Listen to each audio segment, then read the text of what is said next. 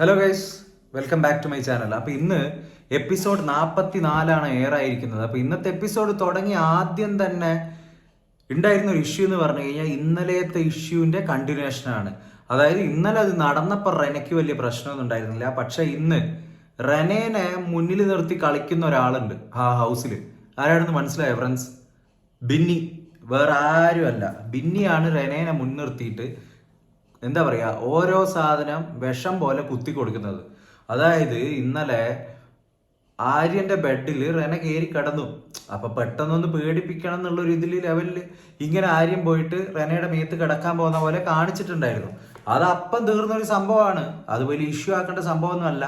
2 ദിവസം മുന്നേ മസ്താനിയുടെ ഒരു സംഭവത്തിന്റെ പേരിൽ ഒനിയിലിന് എത്രത്തോളം വിഷമം ഉണ്ടായി അല്ലെങ്കിൽ ഏത് ലെവലിൽ പോയി എന്നുള്ളൊരു കാര്യം നമ്മളെല്ലാവരും വീക്കെൻഡ് എപ്പിസോഡിൽ കണ്ടതാണ്. അപ്പൊ ഈ ഒരു സംഭവം എന്ന് വെച്ച് കഴിഞ്ഞാൽ ഇവരെല്ലാം വലിയ കമ്പനിയാണ്, വലിയ ഫ്രണ്ട്സാണ് അതിൻ്റെ ഉള്ളിൽ. അപ്പൊ അങ്ങനെയാണ് ജിസയിൽ പറയുന്നത്. അപ്പൊ ആ ഒരു ഫ്രീഡത്തിന്റെ മുകളിലായിരിക്കും അധികം ചിന്തിക്കാതെ പ്രവർത്തിക്കുന്ന ഒരാളായിട്ടാണ് എനിക്ക് ആര്യനെ തോന്നിയിട്ടുള്ളത്. ആര്യന്റെ ആക്ഷൻസ് ഒക്കെ സ്പോണ്ടേനിയസ് ആണ്. പിന്നെ ചില സമയങ്ങളിൽ കാര്യങ്ങൾ പറയുന്നതും അതുപോലെ തന്നെയാണ്.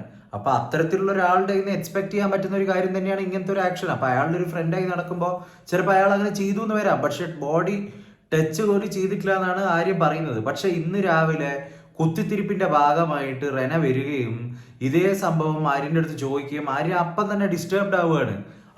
അതിനി പുതിയൊരു ഇഷ്യൂ ആയിട്ട് എടുത്തിട്ട് വരുന്നത് കാണുമ്പോൾ ആര്യം ഡിസ്റ്റർബ്ഡ് ആവുകയാണ് ചെയ്യുന്നത്. അത് എങ്ങനെങ്കിലും സമാധാനപ്പെടുത്താൻ ജിസലൊക്കെ നോക്കുന്നുണ്ടായിരുന്നു. പക്ഷെ റെന അത് വിട്ടേ കൊടുക്കുന്നില്ല. അതിന്റെ കൂടെ മസ്താനിനെ റെനയുമായിട്ട് കമ്പയർ ചെയ്തു എന്നൊക്കെ പറഞ്ഞ് കരച്ചിലങ്ങ് തുടങ്ങി. കരച്ചിൽ തുടങ്ങിയാൽ പിന്നെ ആൾക്കാരെല്ലാവരും വന്നു ചെറിയ കുട്ടീനെ പോലെ നോക്കലായി. കാരണം 18 വയസ്സല്ലേ ഉള്ളൂ, അത്രയും ഉണ്ടാവും ബുദ്ധിയും. അപ്പൊ എല്ലാവരും കൂടി റെനയുടെ ഭാഗത്തായി എന്നൊക്കെ പറയേണ്ടി വരും. പിന്നെ ആരും വിചാരിച്ച് കാണും എന്തൊക്കെയാണെങ്കിലും സോറി പറയുകയാണെങ്കിൽ തീരുകയാണെങ്കിൽ തീരട്ടെ. ഇനിയിപ്പോ അങ്ങനെ ഒരു ബാഡ് ഇന്റൻഷനോട് കൂടിയിട്ട് ആരും അങ്ങനെയൊന്നും പ്രവർത്തിക്കാൻ അവിടെ നിൽക്കില്ല. ഒന്നാമത്തെ ഒരു കാര്യം. അപ്പൊ ആര്യനും ഒരിക്കലും അത് ചെയ്തിട്ടും ഉണ്ടാവില്ല, അങ്ങനെ ചിന്തിച്ചിട്ട് കൂടി ഉണ്ടാവില്ല. അപ്പൊ അങ്ങനെ ചെയ്തതെന്ന് പറഞ്ഞിട്ട് ഇനിയിപ്പോൾ അങ്ങനെ തോന്നിയിട്ടുണ്ടെങ്കിൽ അല്ലെങ്കിൽ അങ്ങനെ എന്തെങ്കിലും ഡിസ്റ്റർബ്ഡ് അല്ലെങ്കിൽ പേടിച്ച് പോയിട്ടുണ്ടെങ്കിൽ സോറി എന്ന് പറഞ്ഞത് ഒഴിവാക്കിയ ഒരു സംഭവമാണ്. പക്ഷെ വീണ്ടും രാത്രിയായപ്പോൾ അതേ ഇഷ്യൂ വീണ്ടും മുന്നിലോട്ടേക്ക് കൊണ്ടുവന്നു. റെന അതേ ഇഷ്യൂ എടുത്ത് പുറത്തിട്ടു. അപ്പൊ ഇതെല്ലാം കാണുമ്പോൾ ആ ഒരു ഇഷ്യൂ വെച്ചിട്ട് സ്ക്രീൻ സ്പേസ് ഉണ്ടാക്കുന്നതായിട്ടാണ് എനിക്ക് പേഴ്സണലി തോന്നുന്നത്. കാരണം അത് അവിടെ വിട്ടിട്ടുണ്ടെങ്കിൽ അത് അവിടെ വിടേണ്ടതാണ്. ഇത് വീണ്ടും മുന്നിലോട്ടേക്ക് കൊണ്ടുവരിക.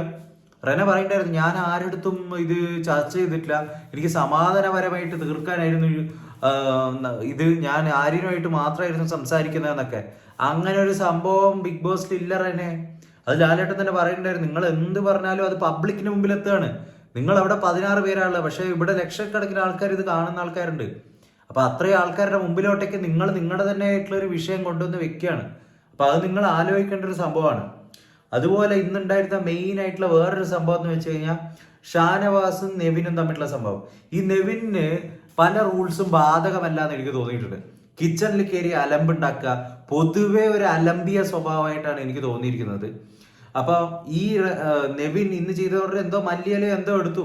അവിടെ എല്ലാവർക്കും റൂൾസ് ബാധകമാണ്. ഒരാൾക്ക് മാത്രമായിട്ട് സ്പെഷ്യൽ ഫുഡ് ഒരു സാധനമാണെങ്കിലും എടുക്കാൻ സമ്മതിക്കുന്നതല്ല.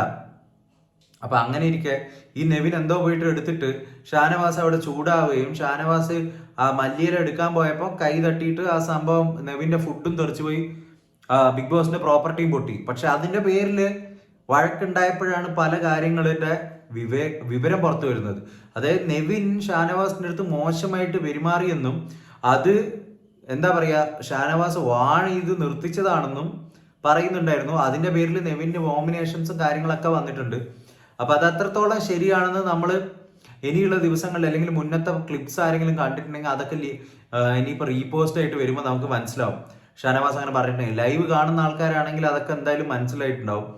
അത് പലപ്പോഴും ഈ ഒരു നെവിന്റെ പൊതുവേ ഉള്ള ഒരു പെരുമാറ്റവും കാര്യങ്ങളൊക്കെ കാണുമ്പോൾ ഒരു അലമ്പായിട്ടാണ് തോന്നിയിരിക്കുന്നത്.